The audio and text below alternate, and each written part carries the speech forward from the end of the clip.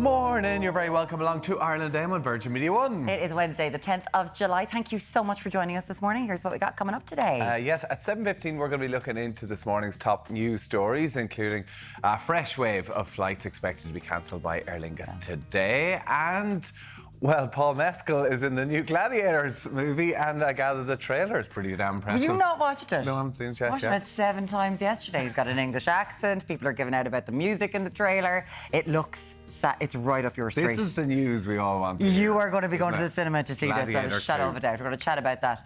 In other news, greenhouse gas emissions, as exciting as Paul Mescal, are in Ireland are at their lowest level in 30 years. That's according to the latest figures from the Environmental Protection Agency. We'll be speaking about that a little bit later on. And life coach Mark Fennell is going to join us to chat about attachment theory. So, what is it? If you've any questions about a family or friendship dynamic, and your attachment theory, 0896 111 111. I'm going to learn what it is as well. We're hopefully going to get through some of those questions too. We've been attached to her all week. It is fabulous. Brooke Scullion is with us again this morning. Hello, Brooke. Good morning. At 7:45, guys, we are discussing the 5 a.m. club, a growing TikTok trend that's been dubbed a morning miracle and the key to ultimate productivity. I am really struggling to believe that after these 5 a.m.s. Are you serious? That cannot be true. Look how productive you are. You're onto your third coffee. You've done all this by 7 o'clock. No, when I go home, I go to sleep for 3 hours and I do about 3,000 steps. Okay, so the 5 o'clock club is not for you. It's not for me. No. But I'll keep going and persevering over here. We've also got Swiss rolls in the kitchen and swish suits on the catwalk. Now, Deric is braving the outdoors again today. Now, has the weather picked up any, Deric?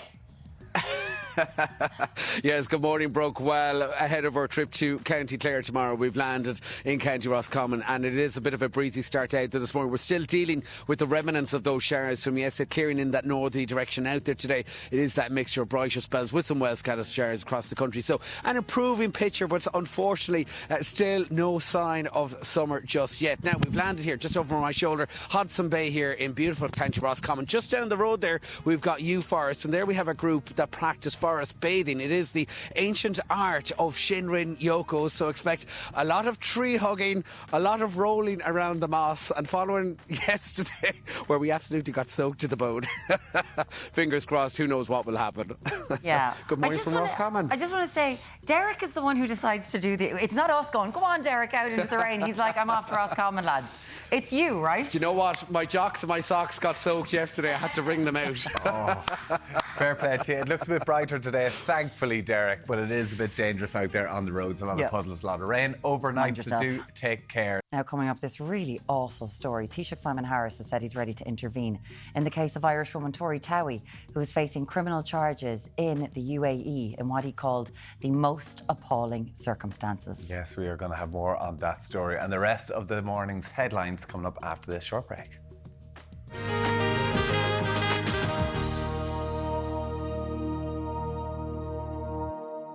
Time now to take a look at this morning's papers. We'll start with the Irish Times. The headline there, uncertainty over flights continues as pilots yet to vote on deal. Aer Lingus passengers face continued uncertainty yesterday as efforts to broker peace in the pilots' pay row stalled while union leaders sought clarification of a deal meant to end the dispute. Yes, the front of the Irish Independent reads, dozens more flights set to be cancelled despite pilots' deal. A fresh wave of flight cancellations is expected to be announced by Aer Lingus today. The Irish Daily Mail leads with Micah politician My Home's on sale without defects. A newly elected councillor who claimed he was told his home was riddled with mica placed his house on the market, saying he has now learned it does not contain any defective materials. The Herald goes with Bannon plan, Fox blocked by locals. Residents of a South Dublin suburb are embroiled in a planning row with one of the country's largest home builders over a proposed housing development designed by the firm of well-known architect Dermot Bannon. The Examiner leads with Irish abuse victim detained in Dubai. An Irish woman is being detained in Dubai after being charged with attempting to take her own life in what has been described as a desperate bid to escape alleged domestic violence. The Mayor goes with Save Tory from Dubai Hell. Air stewardess Deric has been banned from leaving and faces charges of alcohol consumption and attempted suicide. The Sun also goes with a story. The headline there is Trapped in a Dubai Nightmare. Deric told the Irish Sun, "I'm desperate to go home to Ireland. I'm desperate," asking the Taoiseach to please help us. Yeah, and finally the Star goes with Beaten and Trapped. Joining us with more on that story and everything else this morning is Jack Horgan-Jones from the Irish Times and Lorcan Lyon from the Communications Clinic. Guys, good morning and thank you so much. Listen, this story is so unbelievably horrific about Deric in Dubai. What's going on, Jack? Because the Taoiseach is now intervening. Yes, so this came to public attention, I suppose, for the first time yesterday when it was raised on the order of business in the Dáil by Sinn Féin President Mary Lou McDonald, who told the House that Deric, a Roscommon woman, is being held and prevented from leaving Dubai against her will and facing charges of attempted suicide and the consumption of alcohol. Now, as she told the Dáil, the events which culminated in her arrest and detention seemed to involve domestic abuse. She was, the Dáil heard, being beaten by her husband. In one incident, one particularly violent incident, Mary Lou McDonald told the Dáil that he was slamming doors on her arms, that she escaped upstairs to a bathroom and attempted to take her own life. Such was her distress. And thereafter, despite what you might imagine would happen in that set of circumstances, Ms. Deric was the one who was arrested. She was, as we say, detained on charges of attempted suicide, which is a crime in Dubai, and also consuming alcohol. So, look, this case has obviously blown up. The Taoiseach saying in response to Mary Lou McDonald that he would take an interest in the case. There is consular assistance being provided. But I think for a lot of people, the kind of dream of Dubai and the glittering skyscrapers and the consumer lifestyle, often that belies a much more unpleasant underbelly and people being exposed to these kind of the caprices of the criminal justice system over there. So I think that, look, this is a story that will run and run, and now it has political attention from obviously the highest office in the land. So people will be very much expecting consular assistance to move up through the political ranks and for something to be done here. I know, because they were saying that this is a matter of emergency, as it is the last week in the Dáil, so that they need to act on this. But it is alleged her passport was ripped up as well, so she can't travel.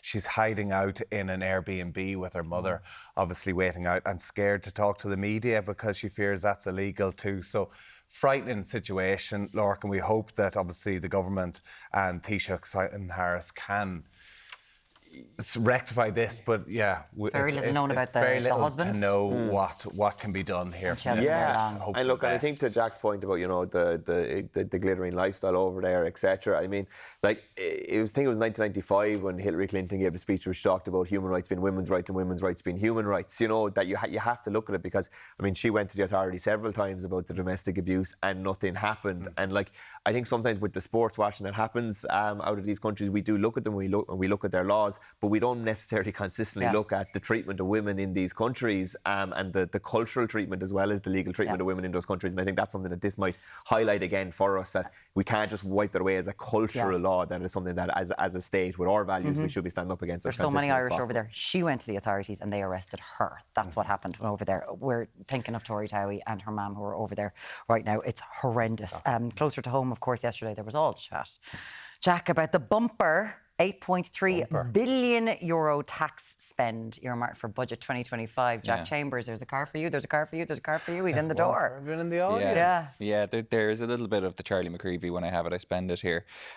He outlined a total spending package of 8.3 billion. Just by way of context, though, I mean, when you look at the total package that was announced on Budget Day last year, so that's for budget 2024, that was close to 14 billion. Now, the comparative figure for the summer economic statement last year was 6.4. So they went from 6.4 to nearly 14 when you add absolutely everything in. So there's every chance that 8.3 that was flagged yesterday will go up and up and up over the summer, and that might be bolstered by the inclusion of one-off measures again. Now, there is a stronger pushback against those kind of budget day sweeteners this year because the headline rate of inflation has come down. There's a risk they could be inflationary themselves. But that will run up potentially against the politics of the situation, which will be dictated by one event and one event only, which is the likely likely general election in the autumn, or at the very earliest, or very latest rather, spring of next year. Convenient, of course, that we are expecting that announcement of a general election. But as you said, there have been warnings by the central bank, by the Irish Fiscal Council as well.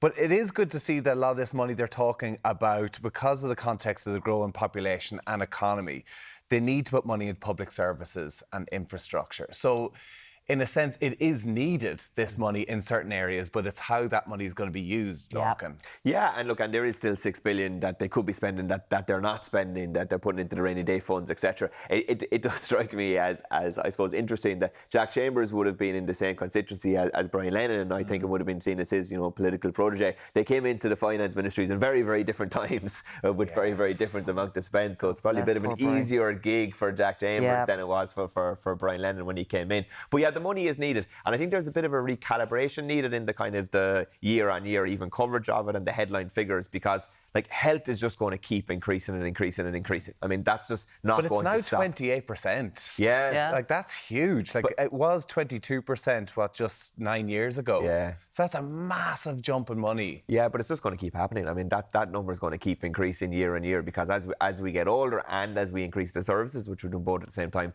that number is going to keep increasing. Yeah. So, you kind of see those big headline figures of the 8.3 and people think, oh, loads more money coming, but it's not really. A lot of it's spending that they're going to need to inject just to keep going the way we're going, or to keep the level of services that we currently have. So I think from a government point of view, they need to maybe explain that a little bit better, or 5 and 10 year plans, and just say, this isn't really new. We need more money to service an older population. When you go out shopping, it's more expensive. It's more expensive for them doing everything else. And when you drill down into it, there's, despite the big headline figure, when it comes to new measures, I think it's about 1.8 or 1.6, can't remember, and tax measures of 1.4. So that's the real kind of budget day measure, new intervention, goodies and bells and whistles. That's the money that's really available as we stand now today. Oh, God. More money being pumped into the system, though, is going to drive the economy. It is going to drive inflation.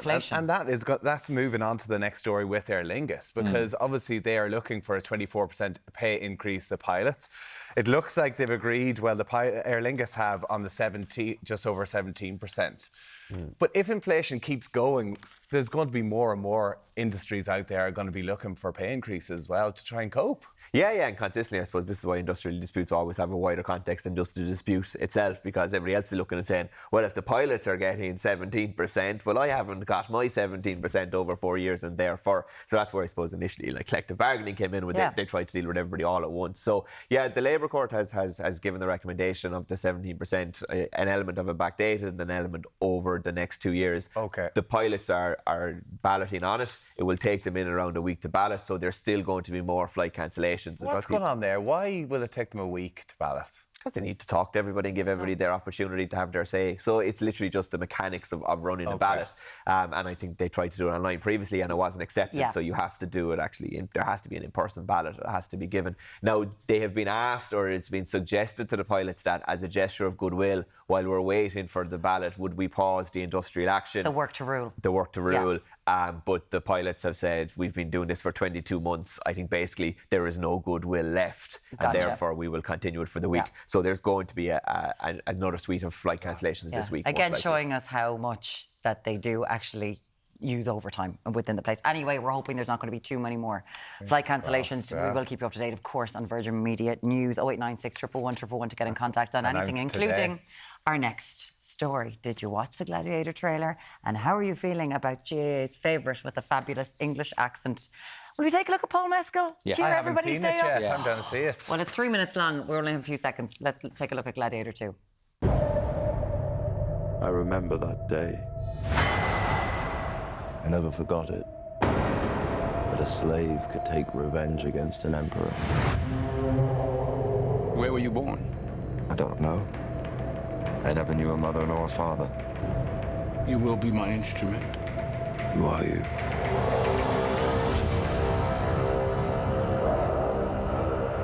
Did you hear that crowd? The greatest temple. Okay, sorry. Very quick clip there of it. Excited? He sounds so good, doesn't he? I thought that was Russell Crowe speaking. Doesn't he sound American? Amazing. Huge role for an Irish actor, Paul Mescal, knocking out of the park, and looks like he's doing well. Very exciting, building the anticipation. Yeah, look, I'm really excited about this one. Yeah, Jack is like, are you expecting me to analyse this? Are we doing it so it's piece of news? But people do they have the original music in it? No, so Hans Zimmer isn't doing the original music. His protege... I'll just have to listen to that in my free time then. Yes, he decided not to do it. Everyone's like, why isn't Hans there? He decided not to do it because people compare it and they always give out to him. So he's like, I'm not going near there again. There was a lot of controversy over No Church in the Wild being used as in the trailer. Yeah, with changed lyrics, I think, as well, which is, I don't know. Ridley Scott hasn't really done... It can be hit and miss. Great he did the run. Napoleon movie, didn't he? Yeah, it wasn't great either. Yeah. So fingers very crossed good, he can knock this one out of the park. Yeah, they have changed the storyline. It sounds good. Do you like the look of it? What? Yeah. Yeah. We're all one of going to those see ones it. where I think he's already been hyped for Oscars and things like that without having actually seen the film, which I think is quite funny, which people say, he'll definitely get an Oscar for this based on the 3 minutes. There's also one stage where a rhino runs into him and gores him, and it's like, that would be the end of the film, but keep you guessing. Suspend our disbelief there. Well, maybe it's got a Game of Thrones out. We never know. There you have it. Are you excited to see the new Gladiator movie? Certainly, have you watched the trailer? It's whet the appetite for that one. Lorcan and I, and you might have spoiled that one for you already. Communications Clinic. And Jack Horgan-Jones from the Irish Times. As ever, lads, great to have you both with us. Thank you so much.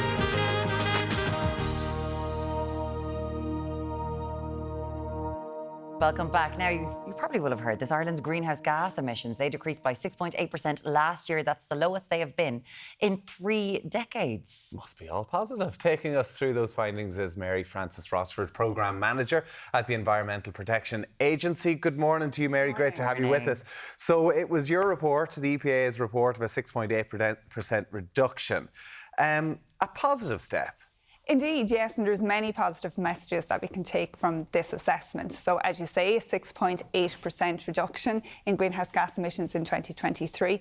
And that's significant because it's the largest decrease in greenhouse gas emissions that we have seen outside of a recessionary period in Ireland. It has brought us to the lowest level in 3 decades, which again is important. And then when we look at individual sectors within Ireland's economy, we see that the energy sector and the agriculture sector, they achieved their lowest reduction, their greatest reduction in over that time series. So what can I ask you about the energy sector? Because it's down 21.6%, and we've been speaking a lot about this, our energy, the cost of energy, data centres, how much they're taking up. So what happened last year that we went, hold on a second, we can reduce emissions here? So there's kind of 3 things that happened there. We see that we have a continued move away from fossil fuels. So in our own energy system in Ireland, we're burning less coal, less peat, less natural gas. So that's one aspect of it. Then we are also increasing our renewable share. So the amount of hydro, of wind, of solar that's creating our energy in Ireland, that has increased. So we're at 40% last year, really good stuff. And then we also increased the amount of electricity that we import from the UK, mostly in 2023. And that increased that was up 12%, that increased 12-fold. Last year. So a combination of those.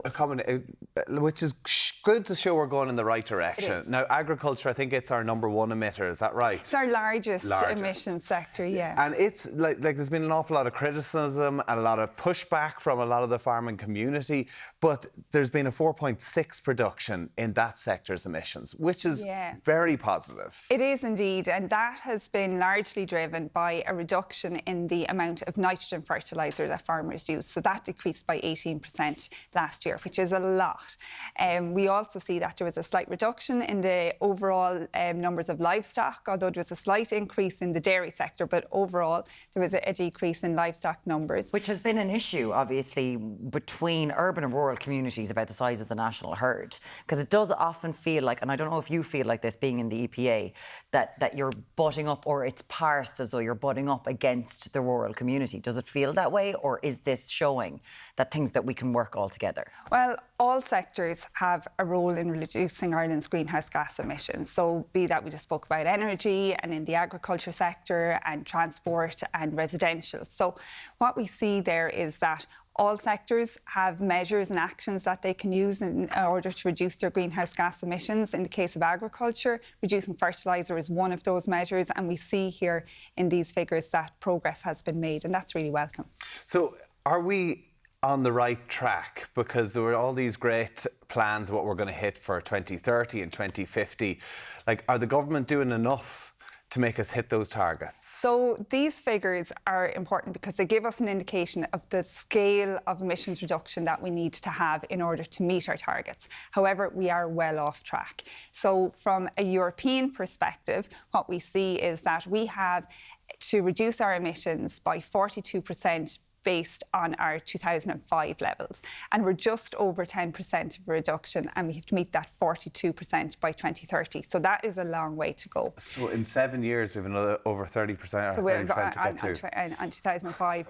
And because Germany has increased since 1990. Germany's, we'll take them for example, their greenhouse gases have gone down by over 40%. So they have been looking at this for years. A lot of countries in Europe have reduced their greenhouse gases since 1990. We have. They're burning coal again. Have you that in Germany as well? But they're decreasing. They're decreasing more at a huge population increase, and they are decreasing their greenhouse gases. So, like, we're late to this game. Well, what these figures show is that, albeit that the case that we have, that there's hope there because it's showing how we can reduce our emissions. We have at a national level, just to say, we have a target of 51% reduction based on our 2018 levels, and we've achieved about, I think, 7.8%. So we have quite a distance to go. But what we have is a plan. So we have we've had plans. So we have annual climate action plans which set out the measures that all sectors need to take in order to achieve that target. So are the government doing enough but we're not on track. No, because like say for electric cars, for instance, that seems like the grants and everything else that were being given out to electric cars seem to be pulled backwards a little bit. So, I mean, if we're trying to encourage more people to be green, the government need to lead on this. So, and that's actually what we found within the EPA carried out work called Climate Change in the Irish Mind, which looked at across the Irish population, what do people think? And one of the things that they say is that government need to do more, but so do businesses, so do individuals, so do communities. Is that a thing? Because we do have big polluters, but you've been involved in an awful lot of cases where rivers have been utterly destroyed, where fish are gone all around the country. And there are big polluters. Are they the ones that we need to get on board with this because they're changing the ecology of our country? So all sectors need to get on board with this, and it really is that every sector has their part to play. The actions are known, and the EPA's message around this is that we need to move from the plans to the implementation.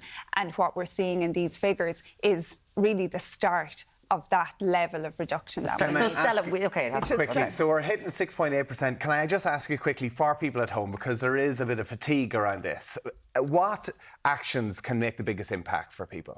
So across your home, how you heat your home, how you travel, so day to day using public transport, active travel, like walking, cycling, and getting the bus then as well, and then also on every day you can take a climate action in terms of how you reduce your food waste. So morning, afternoon and evening, food waste is one of the big actions. Get the bus, cycle and recycle your food. OK, that's brilliant. Thank you very much. Mary Frances Rochford, thank you so much from the EPA. Very interesting. 0896 111 111. Let us know what you make of it. 6.8 production.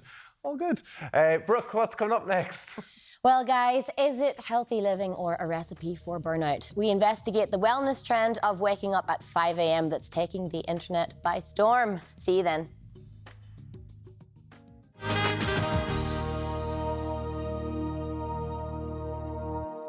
Welcome back. Now, the alarm goes off, you roll over. It's 4:45 a.m. Does this sound like your morning? If it does, no, stop doing that. No, let's introduce you to what is called the 5 a.m. Club. Now, but before we explore the early rising concept, let's take a quick look at its founder, Robin Sharma, explaining the idea behind the 5 a.m. Club. When you get up at 5 a.m. and you practice the victory hour concept, so you have 60 minutes for yourself, this is a period where you can renew. It's a period only for you. It's a period where you can honor yourself. And I truly believe that the gateway into self-love is self-care. Self-love is self-care, babe. She's having a great time feel getting up worse. at 5. We're joined by recruitment expert with Robert Walters, a recruitment consultancy, Louise Campbell, and personal trainer and nutritional coach, Natalie Lennon, to take a closer look at the trend. Good morning to both of you. Thank you so much. Yeah, this 5 a.m. club idea, has this been embraced by the world of business? It would have been. I think it's always been in the world of business. There have always been people that have gotten up very early, but certainly in recent years it has become a really popular phenomenon and people are talking about it more and certainly making it a little bit more, they're being more vocal about it because it's something that is seen to be celebrated at the moment. But I've always heard of 5 a.m. run clubs in really hot places where they can't run at other times of the day. This seems to be like a TikTok trend or people trying to get one up on each other. Is that nearly the culture that exists? I think there's an element of that. I think it's come from CEOs and a lot of celebrities. That and I think social media. Yeah. I think social media from this like wellness and fitness influencer perspective, because I do a lot online myself, puts a lot of pressure on people to try and post the fact that you were up and you've done your workout, your mindfulness, your meditation and everything before 7, 8 a.m. when the day starts. And then the fact that you can walk into the office and say, can kind of be, we were saying smug about it. Smug. Yeah. Natalie, you did this for a while. I did. How long did you do it for? So I probably did it for a period of kind of 3 to 4 months. Okay. And this was when I was up personal training at all hours. So I had to be in the gym starting personal training at 7:30 or 8. And I kind of was like, I want to get on top of my day before my work day begins. Was it beneficial for me? At the beginning, yes, extremely, to be honest with you. I felt like I was completely on top of my life. My to-do list was ticked off before my day got started. But you have to be getting to bed early. So you're talking about getting into bed, and I'm sure you know this, at around 8:30, 9 to be getting enough sleep. Otherwise, you're waking up groggy and it's doing you more of a disservice. But I wasn't living on my own. I was with my family at the time. So if you're with family, if you have kids, if you're with a partner, you're probably putting them out, asking everyone else to be quiet so you can go asleep, or you're waking them up when you get up that early. So if you live on your own, it's probably doable and possible, but living with people, it's very difficult. Yeah. I mean, I don't know about you, but I notice a massive slump when I come out of here after, it's like 5 a.m. you start and you come around and you get really productive, but there's a massive midday kind of hump day essentially. And would that not affect work culture? It does affect work culture. I mean, if you're getting up at 4:30 in the morning to do your 10K run and to meditate and show gratitude and whatever else it is, and then come into the office, you can only work and be performing and in a kind of a high performance flow for so long before it's time to take a break. So I think it's a question of you're either doing the early mornings and going to bed early at night, or you're a night owl. Can I ask you about this at home? What do you make of it? Have you ever tried this? Or are you early, late? Do you think you're more productive? 0896 111 111. Because I'd like to ask you, Louise, there's a lot of boasting about this. If I have to hear one more about Mark Wahlberg gets up at 3:30 in the morning, that's great. He's a multimillionaire, have a nice life, and he's got loads of people to do everything for him. Yeah. What this idea that the early bird gets the worm and you're the most productive thing in the entire world, is there research to back this up? There is research to say that late night owls are not as celebrated, in the workplace, because they might have all of their creative ideas at 11 o'clock midnight, 2 a.m. in the morning. But if they come into work at 11, people are going, oh, look, there he is again, can't come in on time, even though he might be the most productive person in the office. But there's nothing saying that you getting up early in the morning makes you a more productive person. No, there is nothing to say that me at 4 o'clock in the morning is more productive than somebody else. It's always going to be individual dependent and finding what works for you. But they do say when it comes to exercise in the morning, because a lot of this 5 a.m. club, it's not just meditation and gratitude, it's exercise. You will get more energy if you exercise. That's a known fact. Like, it's sending more nutrients to your tissues, oxygen to your heart and your lungs. So you're going to be able to take on the day better. But I think the fine line with exercising at 5 a.m. or 5:30 or 6 is how far do you push? Because if you push too far that early, you're going to be far too tired for the rest of the day. It also seems like this is about class as well. Because I'm going to be honest, if you're wealthy and you've got a home gym, off you go, exercise away. But if you're a person who goes out and running, and you're, a woman or a man, you're not going out at 5 o'clock in the morning running the streets. No. Because you mightn't feel safe, right? Absolutely. In relation to this, it's performative and it's about inequality in the world. Like, it's wealthy people who are doing this. Do you think, when you're looking at it online? I would agree. I would, but there's an aspect of what type of movement suits people best as well. Like, you can set up a perfectly good like home gym with just a pair of dumbbells and resistance bands. Yeah. And that But could be again, enough for the you. rest of your kids are asleep. You don't want to wake them up, right? And there's also the argument that, you know, there are working parents out there who are getting up at 4 a.m. to do feeds and not going back to bed. And they might consider themselves, or they wouldn't be considered super productive or winning the day because they get up to, you know, look after their kids. Yeah. But there's so many variables, and, you know, people like Mark Wahlberg and Oprah, they have an army of people to do all of the grunt work that most of us have to do on top of everything else. They're in not the doing day. the sideboards for 12 o'clock, do you know what I mean? Yeah. Not down scrubbing. I'm not fully against the 5 a.m. club. I think periodically it would be very beneficial if you have a task to complete or things that you want to achieve.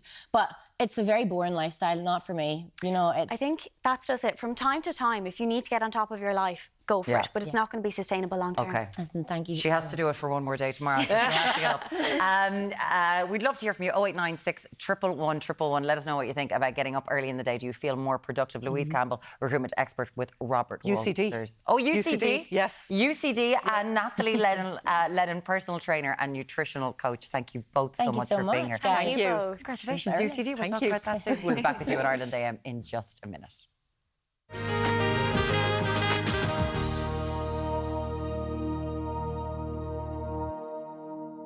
It's time now to take a look at this morning's papers. We'll start with the Irish Daily Mail. The headline there, Mica politician. My home's on sale without defects. A newly elected councillor who claimed he was told his home was riddled with mica placed his house on the market, saying he's now learnt it does not contain any defective materials.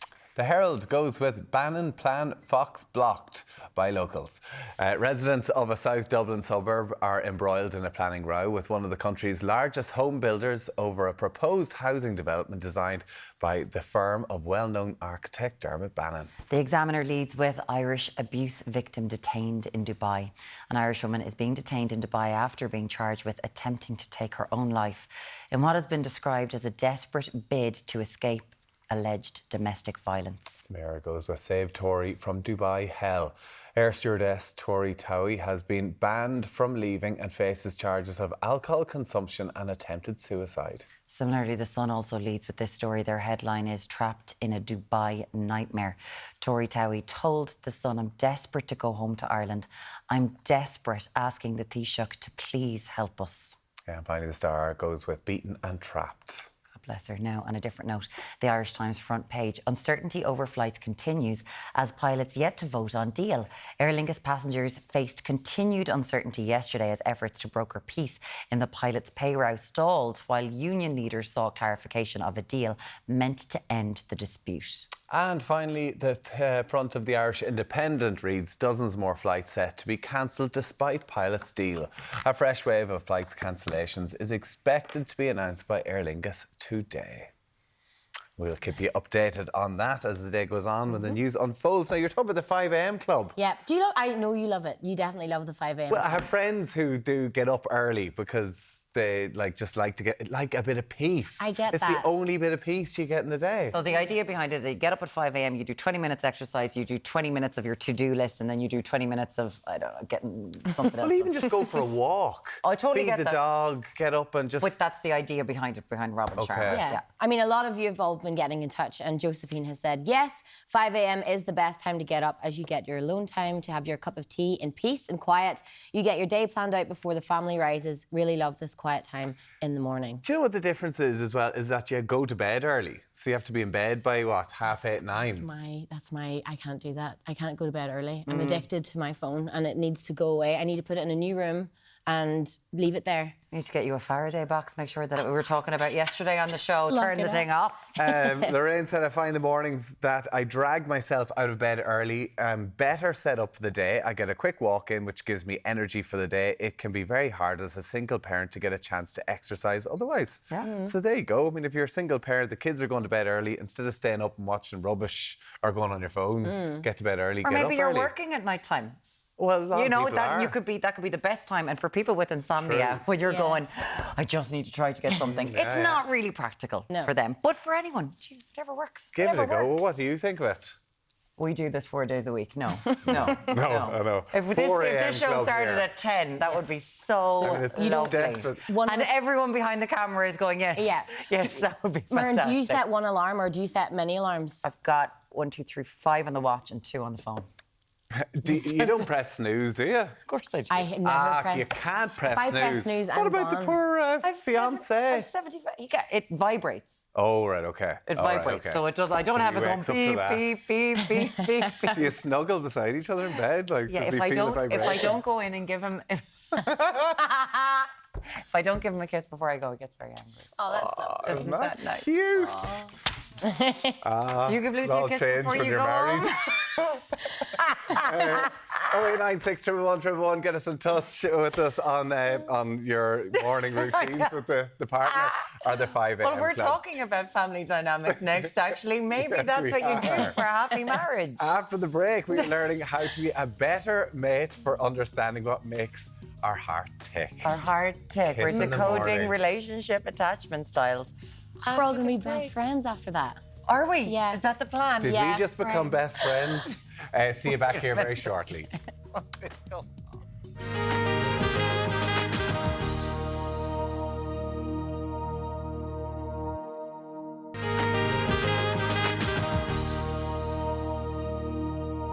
Now, this is an interesting one. Your attachment style can have a significant impact on the way you form relationships with people in your life. What's mine? Annoying?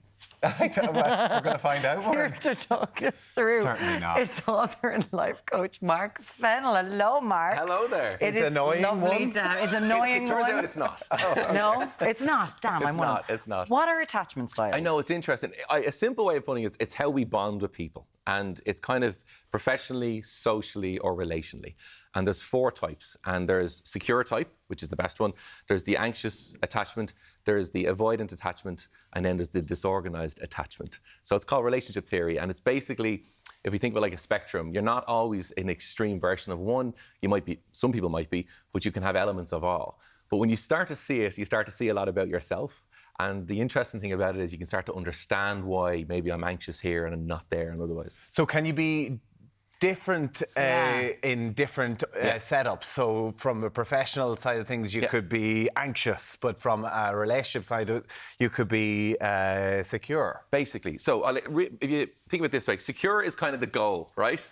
So secure means that you're secure in yourself and you're secure. You're not feeling, should we say, threatened, or you're not feeling insecure about the relationship. So if you're a workaholic, you're going to be anxious attachment because you have a fear of not hitting the bar, not keeping everyone happy. If you're a people pleaser, most likely you're anxious attachment. If you're codependent, anxious attachment. And then you start to really understand it. Avoidant then attachment is where you avoid being close. And you don't want to, you'll be close, but not too close. When it becomes kind of serious, when, you know, they start talking about kids and marriage, you start to kind of then draw back. We all know someone who might be like that. So that's avoidant attachment, because you're avoiding getting into a certain depth of relationship. And then the disorganized one is the one we probably don't want to be. And that's the one that sometimes can be hot and cold. Have you ever known someone who's like, they're all friend and everything's great, then all of a sudden you're not hearing from them? So they're very hot and cold. They're all in and they're all out. That's the way, that's called the disorganized or the fearful attachment. So to sum it up, if you think of it this way, avoidant attachment would be where the realms of a narcissist would be. They're like, I'll be close where I can control you, but I don't want you knowing me. So it gets very intriguing when you start to see it that way. And then I'm assuming because secure attachment. Yes. That just, yay, we all want a secure attachment in our life. Yeah, generally speaking, like secure attachment is someone who's secure in themselves. There's a level of confidence, not arrogance, but confidence. And so they're not in fear if they don't get the text back. But someone, for example, who gets ghosted, or the friend goes, or even the colleague, I need to speak with you today, what time suits? An anxious attachment will be, what's that about, right? The avoidant attachment is, I'll put the phone away, I don't want to deal with that. You see? So you can kind of start to see yourselves sometimes. Right. Okay. We can all relate to them. Well, how do you develop these styles? Are they ingrained in you? Do they good change? Question. Good question, yeah. So they're generally from our caregiver. So it's kind of how we were, about our mother or father, whoever we would have been closest to. All right. So whoever would have been closest to. Now, growing up and the way we received and were given and shown love from them, that's kind of where this gets established. It can change, though. So it's set in stone? Oh, okay, right. It can change, yeah, because when we start to get more, say, confident in ourselves, if we were very insecure when we were younger, we might have an anxious attachment, you know, fear of being left alone, fear of being isolated. But as we grow older, if we start to build on our confidence and deal with anxieties and so forth in life and deal with fear, we tend to then get a little bit more secure. So the attachment style of being anxious attachment goes down. Or vice versa. That's it, yeah. Or vice versa. Someone who's been married for years, then there's all of a sudden they find out there's an affair, relationship blows up. Can change everything. That can really get anxious attachment. They can be avoidant attachment because they'll go, I don't want to ever be vulnerable again because I've been hurt before. So it can go either way.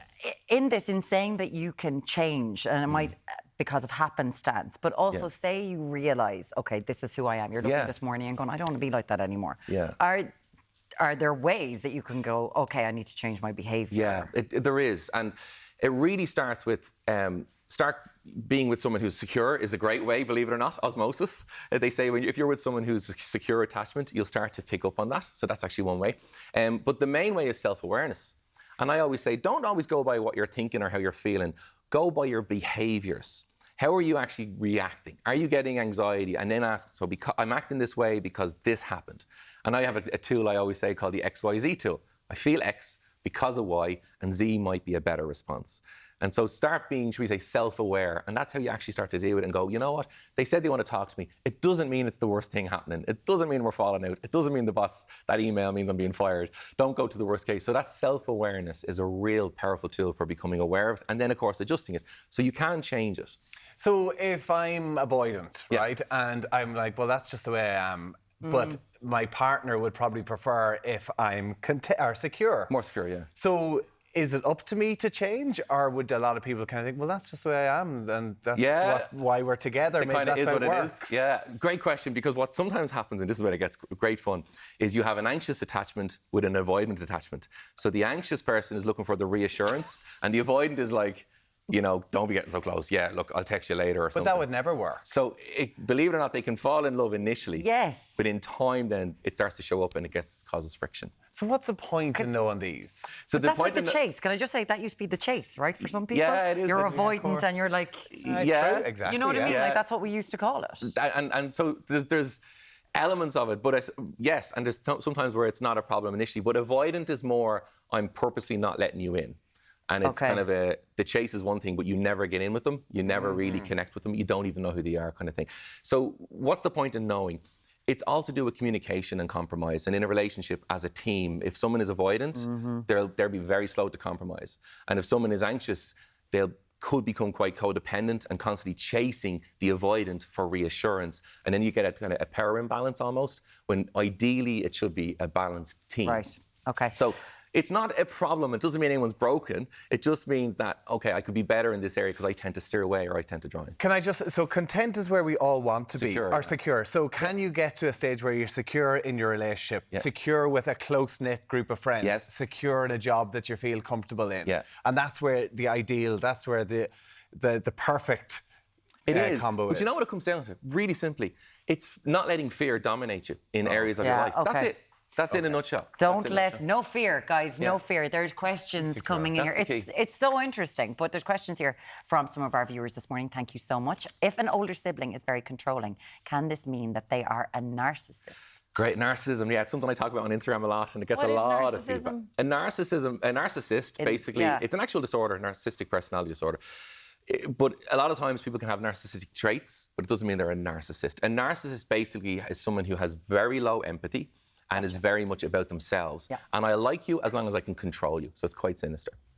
So it's quite nasty. Okay, so older sibling controlling? So if they're just controlling, it's not just that you can't call them a narcissist. It wouldn't be fair. They have to show lack of empathy. They have to show emotional dominance, as in they want to control how you feel by playing how you, like basically the puppet master is sometimes what a narcissist is likened to. They know how to play people's different emotions. They're chameleon, and that's how they control people. Okay. Yeah, it's not even in a work environment when I'm working with companies, and you it pops its head up. It's a difficult one because they always believe that everyone else is the problem. And if they get angry, well, it's because you made me angry. Yes. It's always like that. Yeah, tricky one, particularly in the family as well. I am a 37-year-old woman with a family of my own. But how do I stop feeling responsible for my mother's happiness? They call it the sandwich years. So it's where you're in the middle. And on one side, you've got the kids and your own family, and on the other side, you're starting to look after your parents. So they call it the sandwich years. You're stuck in the middle, looking after everybody. Yeah. It's not a nice place to be. It's difficult.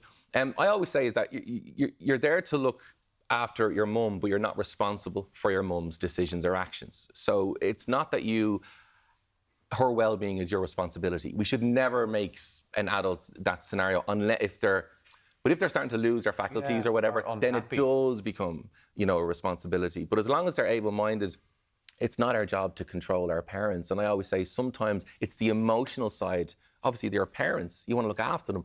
But if you start taking on the responsibility, there's two things that can happen. Some parents might take advantage of that, which is not nice. But then other parents might just be always kind of rowing against you. So you've got to kind of have certain boundaries in place. But they're kind of holding on, right? And they've got the grandkids. Like, she's a married woman, so obviously maybe her mum is helping out. Yeah.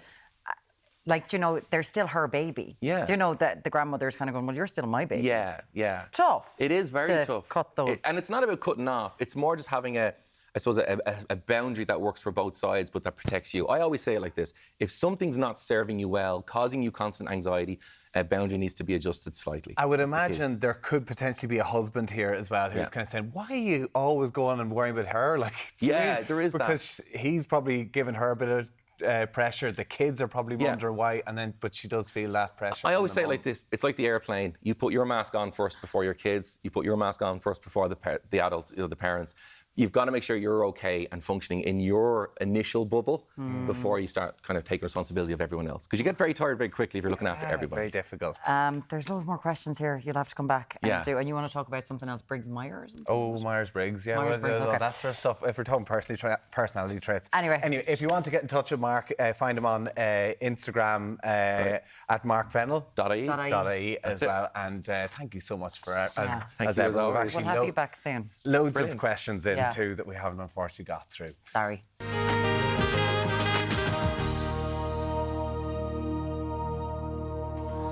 Welcome back. We are in the kitchen with an absolute classic. We sure are, yes. Showing us how to make a summer berry Swiss roll, Edward Hayden. And we're going to try it ourselves, Good Edward. morning. Good morning. Absolutely, yes. Said I'd give you a chance to... he's eating the props. You always eat before you're meant to. These strawberries, it's such a good time of year for strawberries. So this is the real harvest for strawberries. Now, this is a really simple recipe. It's what I would call the kind of the classical whisked egg sponge, okay? So what I've got here, again, it just takes a little bit of time. So what I've done just before we went live, I have 4 eggs in here, so 4 whole eggs and 4 ounces, 110 grams of sugar, okay? And I've beaten them really, really diligently until they're at what's known as the ribbon stage or the sabayon stage, and I'll show you that in just a second. Meanwhile, I've got just a flat Swiss roll tray, okay? So this is like a 13 by 9 standard Swiss roll tray. I've just sprayed it with a little bit of oil spray, and I'm actually just going to use a little bit of parchment paper, okay, just to line the tin. And if you can just see there as I line it, I've got the paper, you know, up around the side, so there's a good full border on that. Now, let's just have a little quick look at this. So as I said, you beat this for about 5 or 6 minutes, okay? Until it is at that stage. Now, as I said, it's known as the ribbon stage, the sabayon stage, so it has at least quadrupled in volume. So you can imagine the size of 4 eggs at the bottom of this bowl with just a little bit of sugar. So the rising agent in this, it is amazing, and the rising agent, the aeration that's there, is because of the air. It's that kind of the mechanical whisking that has happened. Wow. Now, if I can just show you, so you can see that's nice and stiff. So the figure of 8 stage, people will be familiar with it. It's just where you write the figure of 8, and you can see that it still remains on the top. When it's finished. So that's what you're looking for to get that absolutely perfect, okay? So there we have it. What is that? What Egg is and it? sugar. Again, eggs and sugar. But what's it for? Sabayon stage. This is for the sponge. Oh, Sorry. for the sponge. This is for the sponge, yeah. Absolutely. This is for the sponge. Oh, now into we that, add, I've got 4 ounces, 110 grams of self-raising flour, which I've sifted earlier on. Just going to pop that in. And then using a metal spoon as opposed to a wooden spoon or a spatula, just don't fold want to beat it in. the air out of it. No. So you need to employ what I would call at this stage, Tommy, a gentle force, okay? So you need to be gentle enough so as to be not knocking all of the air out of it. But you also need to be be forceful enough so as not to be spending your lifetime at it. Every so often then, Brooke, just give it a little tap off with your spoon just to make sure that any of the kind of the flour that has found its way to the spoon is getting topped off. And then I'm cutting through it. So I'm going round and round, okay, and then cutting through the middle of it, just like so. Is this a sponge cake? This is the mixture for a sponge cake, Yeah. but I'm making a kind of a flatter sponge, if you like, for all the world. Okay. And then I'm going to pop it onto a tray and I'm going to roll it up as a do you make roulade. it flatter? What's the difference between flatter? The tin. So again, I could put this mixture into a sandwich tin if I wanted. So this whole mixture, I could divide between 2 7-inch sandwich tins and make like that classical sponge cake. Edward, is that, you know, when a method says fold the mixture, Yes. is that folding? This is exactly what I'm doing. I'm folding that in, and you can see then at this stage, I'm happy enough, and I'm going to pour all of that mixture in there onto the tray. So it's looking really luxurious at the minute, isn't it? Yep. Now, then what I'm going to do... Don't we always love the bowl? Then what I'm going to do is I'm just going to give that a little spin around to each of the corners, make sure that it's all in there, OK? And then, this is the key, one sharp tap. Okay. Right. Get the air bubbles out. Just get the air bubbles out into the oven straight away, 180, 350 or gas mark 4, and you're leaving that undisturbed for about 18 or 20 minutes, okay? That's really key. Now, then we're now at the stage where I have ye. So I have ye up to the stage that I'm at. So you can see the resultant mixture is that we all get a sponge cake when we come out of when it comes out of the oven. So absolutely, right, the battle of the roulade. This is the fun part. So there's my sponge. Now, what I'm going to tell you is I have a tea towel there, just a nice clean tea towel. I always think if you put a bit of parchment paper on the top of it, it's really handy and really convenient. And what I've done with ye is I've just put a little sprinkle of sugar onto the parchment paper, and then I'm going to take the roulade onto that, okay? Now, what's key is that you do exactly as I do, not as you think. That is key. Now, get your rolling pin. You're sharing a rolling pin, or I might give you mine. After you. Well, here, Tommy, I'll give you mine then. So what you're doing is you're just rolling it a little bit. Now, Joan, it's not pastry, Brooke, so nice and gentle. Please give more direction next time. Do you get to the ends all the way over? Right to the end, and just 1 or 2 rolls is sufficient. It just makes it nice and easy to roll. That's perfect. Now, you're doing great. Now, then take your little bowl of jam, okay? Yeah, right. So, nice and speedily now, guys. So, a little bit of jam, and I want you to put all your jam on there, and I want you to go almost flush to the top, okay? Not quite fully flush to the top. So just leave it a little bit shy of the edge at the top. Edward, I think I tried this one time and I broke my sponge. Like, the sponge was now, so do you know dry. the problem? You didn't follow it. I wasn't there. What did I do wrong? No, the roll is very handy to do that. Now, okay, are we done? Right, That's yes, good. done. Okay, right, lad. Then we're going to take our cream next. I have a little bowl of cream there for you. Okay. So, again, you mightn't need all the cream, so sometimes don't get overly generous. And with your spatula, then, I'm going to spread the cream under the same area where I have the jam. So, again, the message is not fully flush with the top. You're sabotaging me, stop. Now, be careful. Do you remember the message I said about not being flush with the top? Yeah. What does flush mean? So don't bring it up to the very top. Oh, sorry. Now, so you can see what I have. What can I do? Come here, listen, we must keep going. Are we ready? Yeah, okay, let's so go. You see about mine. Now, then I'm going to put some strawberries into the centre of it. So even for the purpose, put a few strawberries there into the centre. So I've just got that all diced up and ready to go. Okay, right. So even if you don't want to worry about the strawberries, I'm more anxious to see that you get it rolled perfectly. Okay, now, go. this is the rolling. So really, look what I'm doing. So fold in. Now, Brooke, are you with me, love? No. Yeah. Look, keep with me. Look, Brooke, come on. Look, we're going to hold the thumb and your forefinger together. Keep your parchment and your thing in place, your tea towel. Then roll it over once, Tommy. What's really key is that you get it nicely tucked in at the start.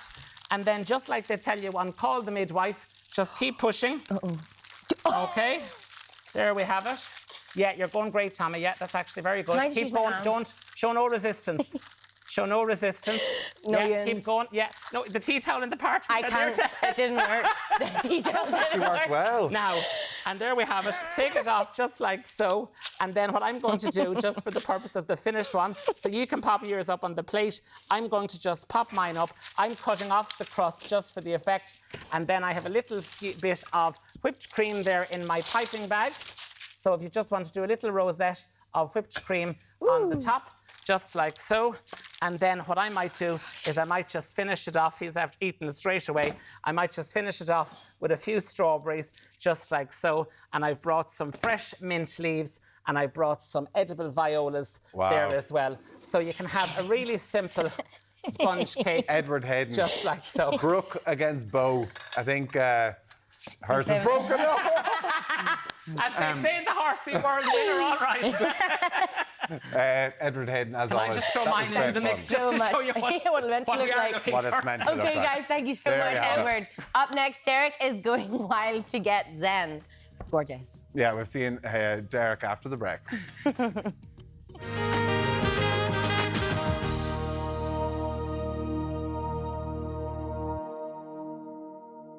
You're all very welcome back. I'm covered in fresh cream here. Swiss roll. Delicious. It is the season for sunbathing, but the Irish summer hasn't given us much of a chance for that. Sure has not. So this morning, Deric has travelled to U Point in Roscommon for a spot of forest bathing. Deric, what's it all about? Oh, guys, what better way to start a Wednesday morning. Welcome down here to the beautiful shores of Hudson Bay. We're here in County Roscommon right across the morning and we're completely immersing ourselves in nature. Dr. Camilla Fasciska is with us. Good morning to you, Dr. Camilla. How are you? I'm great and I feel so relaxed here this morning. Of course you do, because we are surrounded by this beautiful biodiversity here in U Point, right? No, absolutely. Now tell us about forest bathing and where did it originate from? Yes, so forest bathing, it's such a weird name, isn't it? I think a lot of people heard this term, but they really get a little bit confused. So forest bathing is really immersing all your senses in the atmosphere of the forest. So really very slow meditative walk and bringing your attention to different senses while you walk. And the forest bathing, or Shinrin-yoku, originated in Japan back in 1980s, and it's really helping people to de-stress and get really relaxed and switch off from technology. I mean, Dr. Camilla, we live in such a fast-paced world nowadays. Do people find it hard to switch off? Oh, it's extremely hard for people to switch off from just this fast living. And I think when I suggest that let's switch off our phones for the duration of the session, people are a little bit scared, especially younger people tend to have this connection to the phone rather than to have connection to nature. But after the session, they actually feel really rejuvenated and really de-stress and very relaxed. So it's very important as well during the session to switch off your phone and get into the silence and listening to sounds of the forest, of nature. You are a botanist by trade, and it's also about the plants as well, and connecting with the plants and sensing and feeling the plants. Yes, that's it. Yeah, so it's really important. So our touch sense is quite it's like we're missing it. So touching the plants and really getting and looking at the plants, it's quite important as well. So that we actually really getting into all our senses, we activating all senses. What is involved in a forest bathing session? So forest bathing session can take about 2-3 hours, really depends on the group. So the guided session is really great because the guide can actually show you different aspects of forest bathing, and you can learn it and then repeat it, for example, on your own. And the session is considered mostly silent, so it's really important to switch off from anything that is going on outside of the world, really, and get into your body. So during the session, we walk slow and we take few stops during that, and there are these invitations that you can do to really connect to nature, to engage with nature, discover nature maybe. And there's also group sharing. So if you want, you can share with the group what you've discovered, what you learned from this session. And it's a really great experience to actually get to know different people as well. So it's lovely. All right, we'll come back to you in a few moments' time. Thank you, Dr. Camilla. Niamh is down here. Good morning to you, Niamh. Good morning. Niamh, what's your involvement then in terms of you do a lot of connecting to the ground and re-earthing? Yeah, 100%. So So I'm involved in forest mindfulness, and that is once again connecting with nature. And you point right here at our fingertips, an ancient Irish woodland, like one of the most beautiful forests I've probably ever seen. We're just along the shores of Hodson Bay here. A lot of people watching this morning may think this is quite hippy-dippy, airy-fairy. Yeah. What do you say to that? Well, I say that's not the best outlook to have at all. And on the shorelines, right, I pick up this rock and I let go of all of my anxiety, all of my burdens, and I throw this rock. And you think that's hippy-dippy, that's energy, you know, that's vibrancy, that's fun. So it's not hippy-dippy for me. This area is also a special area of conservation, in Yeah, fact. 100%. It is a special area of conservation because of all of the biodiversity. And under the EU Birds Directive, all of our bird species are protected. And the lake itself, with all the fish species in there, trout, European eel, pike, it is a special area of And there is a conservation. special energy here in the forest as well. Definitely. You can feel it. Like once you're amidst all the green, the vibrancy, everything, and even like the sound of the water lapping against the shore, it's like, it's bliss. Like. All right, Niamh, thank you so much for joining us. We're going to pop over here to John. John, you're all the way from Cúnta Kerry. Why did you take up forest bathing? Yeah, so I suppose the first time I ever did it was when I stayed here at the hotel Hudson Bay near you point. So it was an activity they provide, and I suppose I was a bit sceptical the first time I did it. I didn't know what it was going to be, but I actually really enjoyed it when I did it. And I mean, you've a fast-paced job at the moment. What do you get out of it?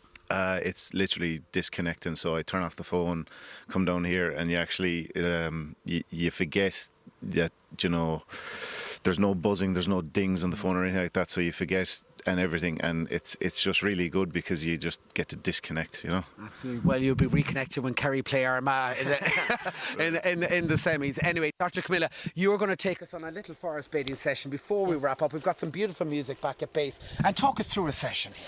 Yes, so what you do really is trying to bring your attention to all your senses. So bringing attention to the sense of smell, so smelling the forest. What can you really smell? Is it the earth? Is it the fresh air that you can smell? Then again, bringing attention to the sense of sight, so really looking around you, looking at different shapes, colors, textures. Really looking through the leaves is also very beneficial, looking at the lake, and then bringing attention to the sense of touch. So perhaps you can touch the leaf, you can touch the ground, or you can touch the trees and the bark. We're going to finish off sitting in here. This has been absolutely wonderful. Where can we find out more online? So my website, naturetogo.ie, is available, and all the sessions of forest bathing in County Wicklow, also here at U Point and in Dublin as well. Okay, thank you so much, Dr. Camilla. We absolutely Thank you love so that. much. I'm going to hug a tree here, guys, in Roscommon. Back to Dublin. Thank you very much. Oh, that was great. Love that. Still the crack. Still to come now, we have, you're out now, she's out. Still to come on Ireland AM, in case anyone wanted to take up forest bathing after that lovely display. Our gadget guy, Colin Baker, has the tech necessities for outdoor excursions. Yes, and lots more. We'll see you back here after this very short break.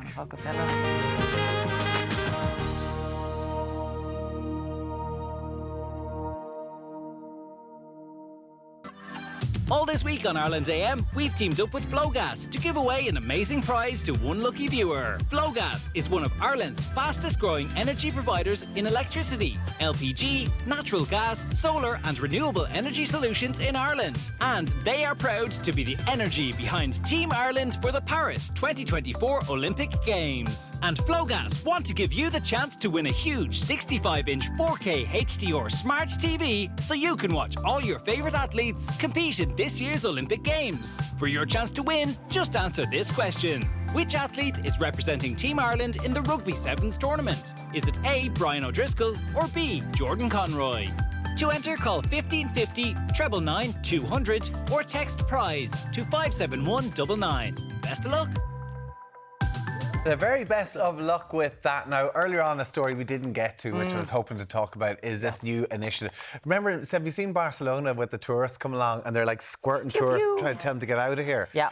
Like, and we see so many tourists coming into Dublin and cities all over Europe. And rents rising as a result. Rents rising, litter rising, whatever else. So over in Copenhagen, right, they brought out this new scheme, and it is about asking the tourists to pick up after themselves, to pick up rubbish, to do good when they're in a town or in the city. And they get free cups of coffee, glass of wine, kayak trips and everything else. So it's to counterbalance the environmental burden tourists flying into Copenhagen. Win-win, eh? Isn't it a win-win? Thumbs up or down? Up. Like, it's amazing. They're not going to really... It's kind of an honour system. Like, don't be lying about this. You were talking about this earlier on. Yeah. And how much you hate litter. I despise litter ever since I don't know why or what core memory when I was growing up. I just hate litter so much. And our community in Bowe, shout out Bowe, we do a big community day one day a year and just clean all the roads. Would you say it to someone if you saw them dropping something? Yeah, I would stop the car and say, I'm actually, like, turn around and pick that up. That's disgusting. What about the rest of the days? You just leave it there the rest of the days? If I see stuff in the bin... Filthy for the 300 days of the year. My dad picks it up all the time. Do you not think this is a good idea? It's a great idea, but I'm not too sure if I'm a tourist in Copenhagen and... Like, if you volunteer with weeding, harvesting or other mindless tasks, they'll give you a free vegetarian lunch. Oh. Not too sure I'm keen on that, to be honest with you. But what would you do for a glass of wine? Would you pick up 2 coffee cups? Oh, well, we'll do that. There we go. I'm going to pick up all your coffee cups, Copenhagen. Or I might pretend I picked up a coffee cup and then just pretend. Or the kayak, and you get a free kayak trip. But on the kayak trip, you have to go around to the bin and pick up all the rubbish. That's fun. I think that's good. Fun. Have you ever been to Copenhagen? It's the cleanest place ever. I feel like it would be very easy to find like something and pick it up in. But is it not really depressing that this is what we have to do to get people to be a little bit responsible and clean up after themselves? We have to entice them rather than going, here's a bin, put your rubbish in it. Talking about the environment earlier on, that we are going on the right way, but there's a long way to go. And to be fair, if you think about the environmental burden, as I mentioned, like the amount of emissions to fly into these cities, the impact of getting around and everything else. But in Japan, they just... a little bit. It's culturally what they do. In school, it's like a big thing. They're taught you don't litter, and they don't litter, and it's a really clean place. Yeah, absolutely. Yeah. Like, let us know what you think. Would it be something that you'd like to see coming into Dublin or Galway or Cork, whatever else? And you get, would you, even if you're a business, would you sign up to it? Oh yeah. Free coffees. Tough. Anyway, there you go. Copenhagen. That's what we're going to do. Copenhagen is what it's called. Or up in Bowe. You might see it in Bowe very soon. Bowe High, I think she said. Bowe. Now, coming up, we catch up with the Dublin dad whose love of fitness helped him beat his addiction. Yes, Chris Connolly is going to join us after the break.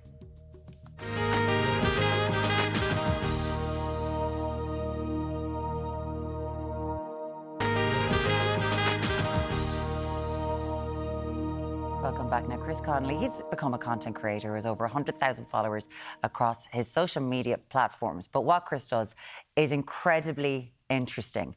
He spreads positivity, he has chats on his runs, he's got cardio and an awful lot of positivity because of his backstory. And he's line wearing up already. Now with the likes of Darren Garrahy, Philly McMahon and my big pal Devin Toner joining him on his fitness jersey, we had to find out what all the fuss is about. Good morning to you, Chris. Good Great morning. to have Thanks you with very us. much for having me on. How are you? Listen, it's class. I love the videos and fair play. We'll talk to you how the hell you managed to film Big Devin Toner when you were out for a run, because that man, when he struggled... He's a big fella.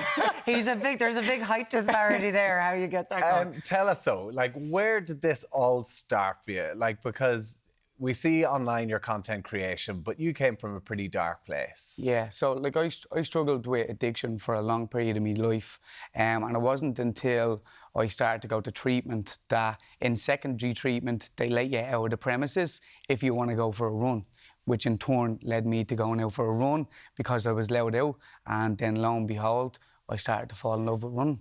Let's talk about the addiction. Yeah. What was it, and what do you think sparked it? It started with like pills and cocaine. Yeah, so from a young age, I never really knew who I was. And it led me down the road of hanging around with the wrong people, getting up to the wrong things. And then I started to search for validation through external forces, through drugs and the substances that you talked about there. How bad did it get? Well, it led me to going down the road of experiencing psychosis, and I was convinced there was someone coming to shoot me. I ran away from a home, ultimately, over to London, and I was sleeping on the streets of London then as well because I was that much convinced. What age were you when all this started? So I'm 3.5 years sober now, so it would be 4 years ago was when I hit the worst, and I started to take drugs when I was around 18. 18 years old? 18, yeah. And you went, how long were you on the streets in London? So I was on the streets of London for about a week. So 18 years of age is usually a little bit late to be starting an addiction. Some people might say, you know, there's a lot of unfortunate young adults out there who would start at 11 and 12 years of age because everything is through trauma, you know? Yeah, and we hear that all the time, and how difficult so many people have. You eventually went to rehab. Yeah. Was that a very difficult decision at the time? So, to be honest with you, like it was life and death for me, you know. If I didn't go to rehab, well, then I wouldn't be sitting here with you today. But it sounds good when you say it like that, but there was multiple times where I got the opportunity to go to rehab and I turned it down. Because that's one thing, we hear about addiction services, the waiting lists, trying to get into rehab and how hard all that is. But going to rehab doesn't mean anything's going to happen. Yeah. So how long, first of all, were you in primary care rehab, which is where you're kind of locked in? And did something click for you then? So I was in primary treatment for 28 days. And when you're in primary treatment, they give you the option to go home. And they also have an option of secondary treatment, which is an extensive stay in a different rehab facility for 3 months to 6 months. And a counsellor had come up to me and he said, listen, we think you need to go to secondary treatment. You've got a lot more work to do and you've got a lot more trauma to be resolved. And it was a very, very difficult decision because I just wanted to go home and see my family and see my daughter and try to make up for all the wrongs that I had done within her life, you know, and try to be that dad that she was missing out on. We can see a picture of you here with your daughter, and yeah.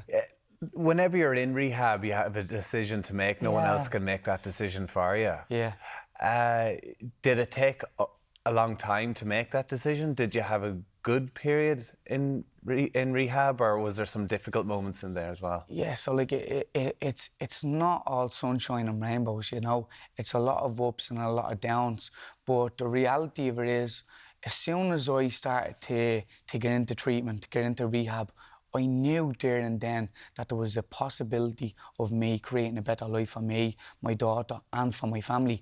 By not just getting clean and sober, but by creating a new version of me, you know? And that's why my Instagram handle is Get Better with Chris, because I always wanted to be perfect. And it wasn't until I realised I'm never going to be Dev Toner, I'm not going to be 6 foot something, you know what I mean? I've scars on my face, I'm not the best looking fella in the world, but I could always strive to get better. And that's what kept me going. It's kind of amazing, that point. I'm sure there's a lot of people who are watching and who have either been in addiction, are currently going through it, or have a loved one who is in that situation, and you don't know when it's going to take. Yeah. And for you, it was for your daughter. Yeah. And that you wanted to change for her. Yeah, so like when you're struggling, you have very low self-worth and self-esteem. And I never really cared about myself. But it wasn't until I started to go into treatment and I got a letter from my sister, and she said, look, if you can't do this for you, do it for Lucy, because one day she's going to need you to walk her down the aisle. And that really hit me, you know.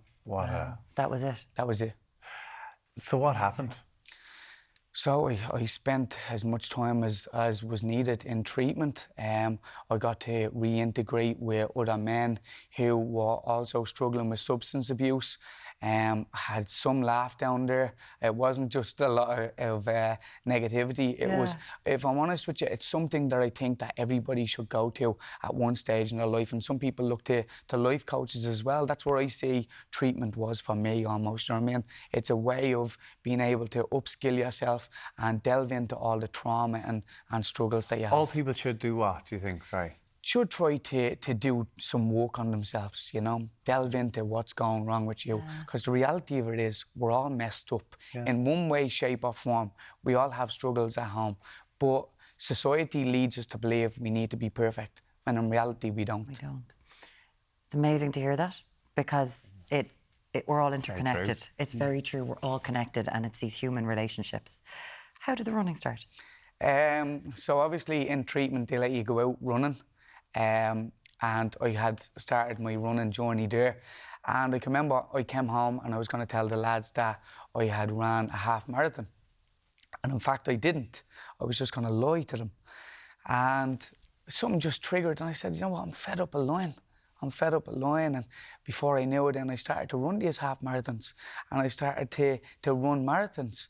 And then I started to say, you know what, I always wanted to know why these people of influence, or people who are successful, how have they got to be successful? So I started sticking a camera in their faces. And you did. Literally sticking a camera in their faces. Yeah. I do want to ask you though, because people a lot of the time talk about mental health and going through difficult things, and people say the impact exercise can have on it. Do you think it was the exercise that was what was able to clear your head? So I think that no matter what, an addict is always going to be an addict. And there's a way to be able to manifest it in a productive and also positive way. And I love to exercise, but I also love to get better. I love to meet new people. I love to have new experiences. And that love for me has just evolved into what it is. And it's been how many days running at least 5K? So on the 29th of July, I'll have ran 5K every day for 500 days consecutively. And that's since you've been out of since rehab? No, not since rehab. So since rehab, I started running, but I started this challenge because the reason why I started the 5K every day is because in sobriety, you stay sober one day at a time. Yeah. And the 5K every day, you just need to do it one day at a time. So where did the 5K with Chris come from then? Just your interest in people and wanting to hear their stories? I always used to look up to people of influence and people who are celebrities like the likes of Dev or yourself or anything like that. That's Tyke Fleming's done it, Deric Gary, he has done it. Look at this, you're having great crack here. You have Philly McMahon, so many influencers, all sorts of people. Like, it must be so cool to hear different stuff. And people open up probably differently whenever they're out for a run. Because they've got no blood going to their brain, so they'll say whatever. It's such an authentic and organic way to exercise and also to interview people. Toner carrying you. Oh, God. But it's great to have a little bit of fun and a laugh and a joke, you know what I mean? And I always say that the more time you spend laughing, the less time you'll spend crying. It's absolutely fantastic. For anybody, have you a message for anyone out there who might be struggling? Yeah, so you're going to get your good days and you're going to get your bad days, but regardless of it, once you're willing to take it one day at a time, one step at a time, and once you're open and willing to look for help, well, then you're going to find it. Fantastic. It's at Get Better with Chris. Chris is going to do a 5K everyday meetup. That's in the Phoenix Park in Dublin on Monday, July 29th. That is marking your day 500 of your 5Ks. And you on television would like to ask Tommy something? Yeah, Tommy, I'd like you to be the next guest. I already said yes. I already said yes. I'll do it. I'd be happy to join. Thank you. 3K. A run round a rugby pitch. Told you I'd get you sorted. Told you. Chris Connolly, thank you. Great to have you with us. So lovely to chat to you. 500 days on July the 29th in Phoenix And hi Park. to your lovely daughter, Lucy, as well. It's amazing.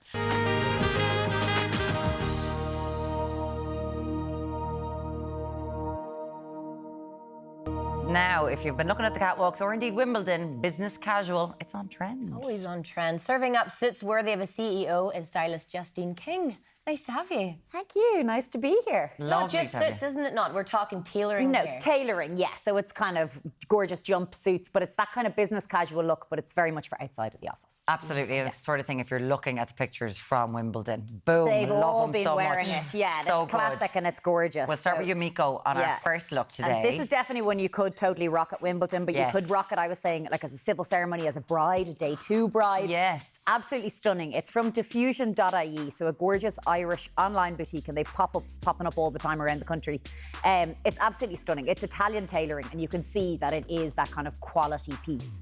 The bodice is kind of lined as well, so it gives you a really nice shape, and then you've got the nice wide leg trouser too. I'd love that as just a waistcoat as well. Beautiful. I know, but I like that it's done for you because I don't know, I find sometimes the waistcoats, they can be the wrong fit, or you don't know where the trousers are supposed to end and the top begins. You're not worrying about your midriff being out in this one, so it's really, really stunning.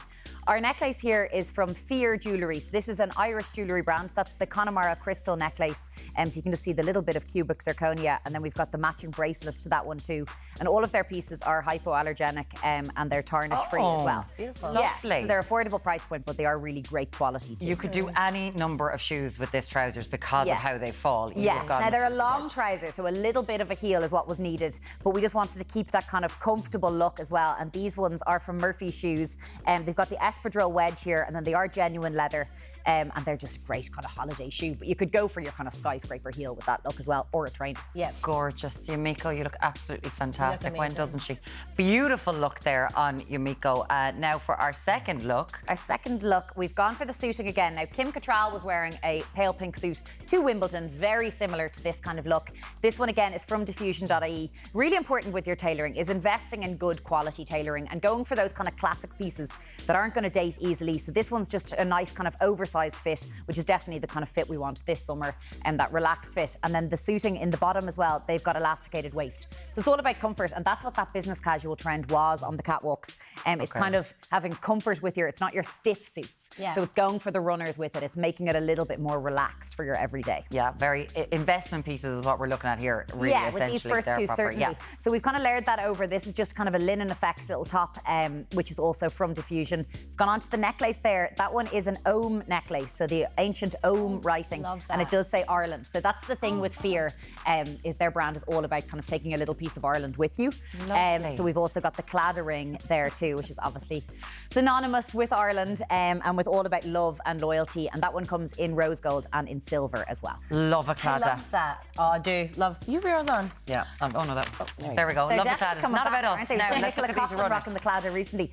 So then the shoes here, I've gone for the trainers with this look because it's keeping it nice and casual. They're the kind of platform trainer there. They are genuine leather too. Little bit of sparkle you can see on the side, and then the pink suede at the back with the little bit of studdings. They've kind of got your something extra for your white trainer. Yeah, gorgeous. Thank you, Sophie. So lovely. Now, what are we looking at for look 3? So those are kind of investment pieces. Yes, now we're going for something a little bit more budget friendly.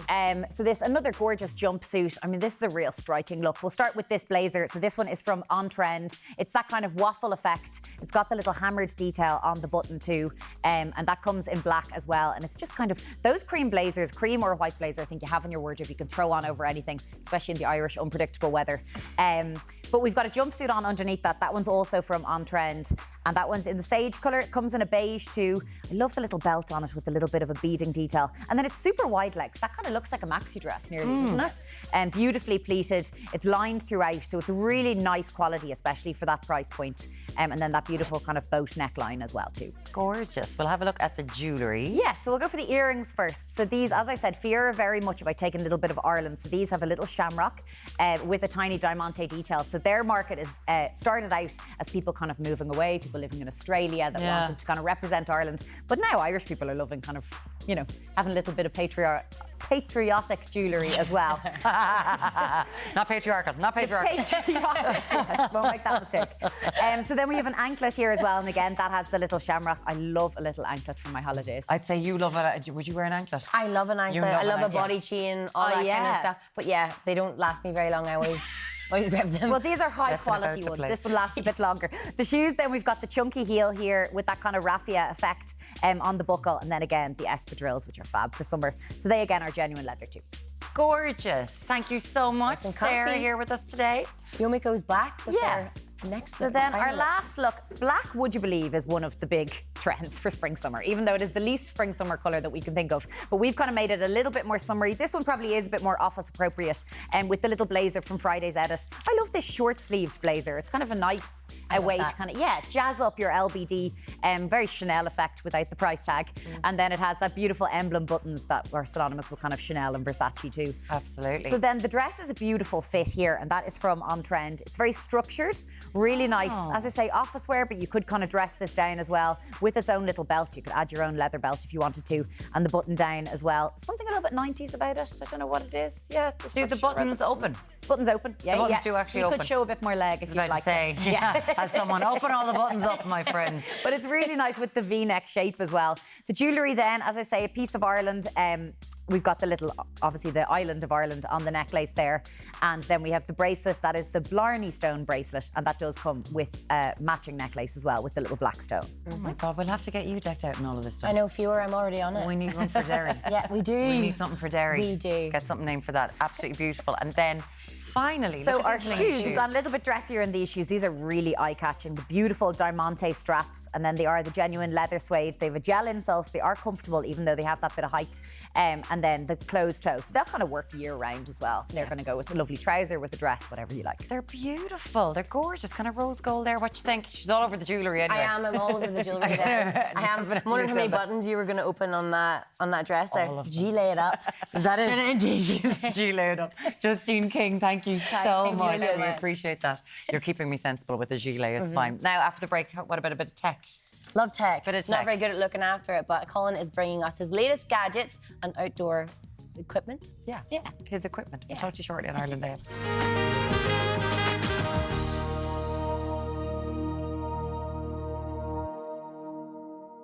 You're very welcome back. Now, whether you're out for a short stroll, long hike or a loop walk during the summer months, you'll find plenty of people looking to explore the great outdoors. Yes, now here with some top gadgets to help you get the most out of your hike. It is our gadget guru, Colin Baker.